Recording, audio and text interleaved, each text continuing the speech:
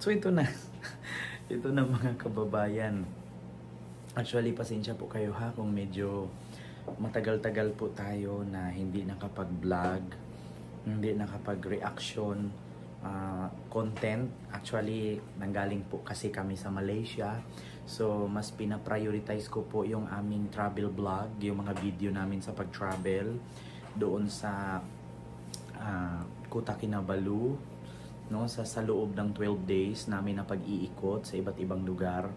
Mas nag-focus po kasi ako sa mga videos ng lugar na aming napupuntahan para kahit kami lang ang nakapunta doon, kayong mga viewers ng Team Palaboy ay parang nakapunta na rin kasi napapanood nyo yung mga napupuntahan namin.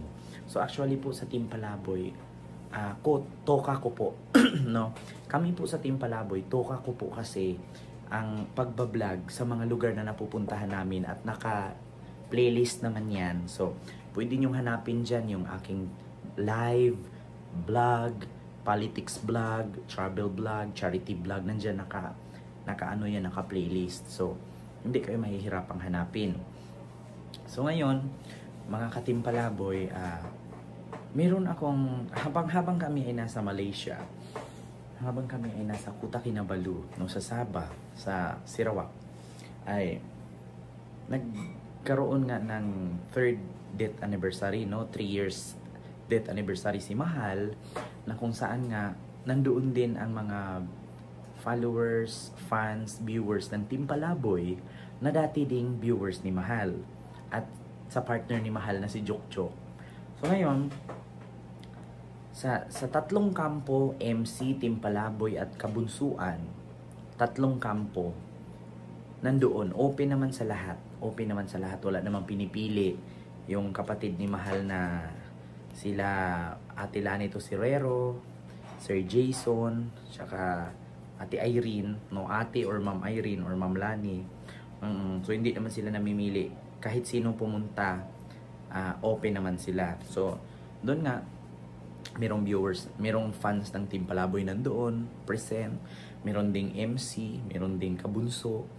So yun nga, habang kami ay nasa Malaysia, biglang may nag-message kay Ma'am Nora na kung saan pagdating daw ng lechon, no. So pagdating ng lechon na dala ni Maring Arjubs, no, na binigay ni Ma'am Nora, so nilapag na sa lamesa. Habang nilalapag sa lamesa, sabi daw ni Ate Lani, saglit lang, kukuha daw siya muna ng itak or kutsilyo para panghiwa. Kaso nga lang, pagbalik ni Ate Lani, ang lechon, hindi na may itsura. So tagtad na. So pinag-aagawan na, pinagkukunit-kunitan na kung sino-sinong kumukuha. So ngayon, parang parang nagalit. O hindi yun parang nagalit, naiinis, naaasar, o nagagalit itong si Ate Lani kasi nga sabi niya saglit lang kukuha muna ako ng kutsilyo. Pero nung pagbalik niya may dala-dala na siyang kutsilyo, wala na. Yung lechon, kanya-kanyang hila na, kanya-kanyang kuha na. So kahit sino naman po magagalit, 'di ba? Kasi kahit saan kapag may handaan, may lechon talaga. Masarap po talaga kapag may lechon. Ang problema lang, hindi pa nakabalik sa Ate Lani na may bitbit na itak or kutsilyo. Wasak na ang lechon. So may nakarating lang sa akin ha. Hindi ko alam kung totoo. Paki-comment po dyan sa comment section kung may MC mang nanonood ngayon.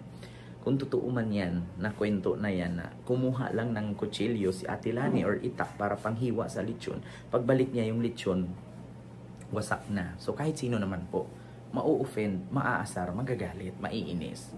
'Di ba? At bukod doon, mga ka-Team Palaboy at mga taga-MC, at bukod doon, ito pa ang isa sa pinaka-nakakahiyang segment. Ito pa yung isa sa pinaka-nakakahiyang part, no, ng ating vlog. Ay yung ang pinunta nyo po doon, death anniversary, hindi po piyesta. Pero bakit merong nag-take out?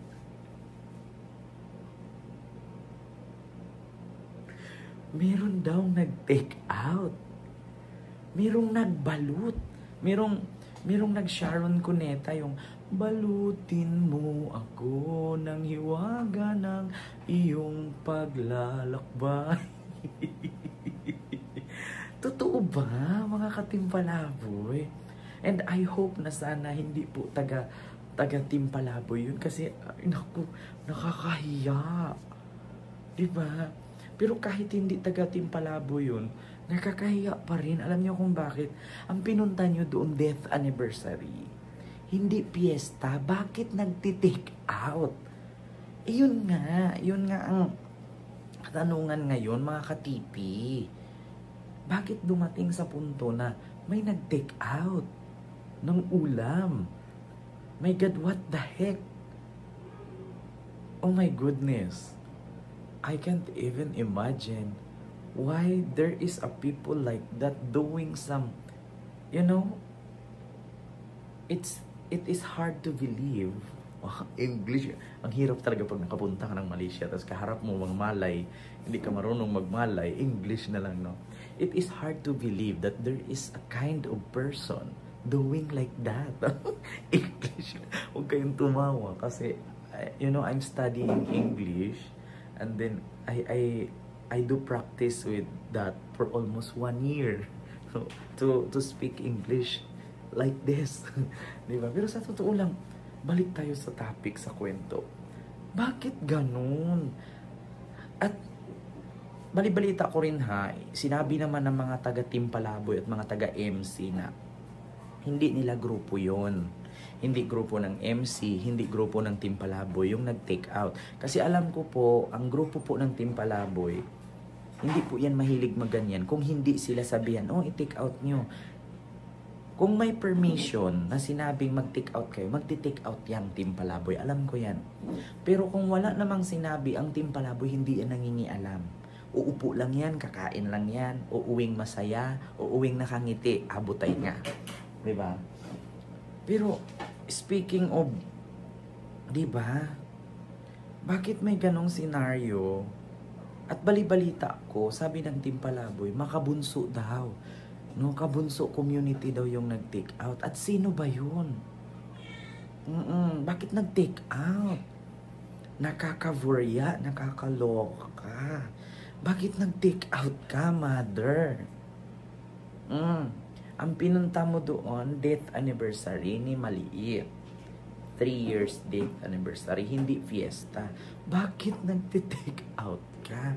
Bakit nagbabalot ka? Ito lang ha, just be remind. Gusto ko lang i-remind po sa lahat po ng pumupunta. Hindi lang MC, Timpalaboy, hindi lang Kabunso. Mag-ask kayo ng permission sa mismong nag-organize sa event kung pwede ba kayong mag-take out. Or doon mismo sa owner or yung mga relatives or kapatid nung nag-death anniversary, kung pwede ka bang mag-take out. Hindi yung, oh my God, there are so many people watching you while you taking out the food inside the cellophane, diba? Inside the plastic bag, and then you put the plastic bag inside your bag. So, and then, what the people say? They are, diba? They are bashing. They are, making some chismes, making some gossip. Like, there is one person or a mother who taking out the food to inside their bag and then going home from celebrating of death anniversary of Mahal Tesorero. My God. It's embarrassing. English na. Pasensya na kayo kung wrong grammar yung English ko ha. Pero at least hindi ako katulad kay si Tinshi ha. Nakakaburya. Nakakahiya po yung ganun. No? So yun lang yun po yung aking reaction ha, mga katimpalaboy, na meron palang scenario at meron palang time na may nag-take out nga daw ng pagkain doon sa death anniversary ni Maliit. So kung sino ka man, mag-comment ka dyan at sabihin mong ako yun, Ken. Oh, so mahiya ka. Diba? My God. Pero pasalamat din ako na hindi yung taga-MC, hindi din taga-Timpalaboy at mga taga-Kabunso community daw yun. Uy, Diyos ko, gutom na gutom kayo. My God. Ganyan ba ang community na tinatayo ninyo? Mga dead hungry? Mga patay gutom? kung saan na lang may event, nagti-take out. My God, hindi namin gawain yan. Nabansagan kaming palaboy pero hindi kami ganyan. So, yan lang po mga kababayan, Luzon, Visayas at Mindanao, at especially sa mga fans natin dyan. MC, Team Palaboy, Team Birador, at sa lahat po, whole world, sa buong mundo. Maraming salamat and see you next vlog. God first. Thank you.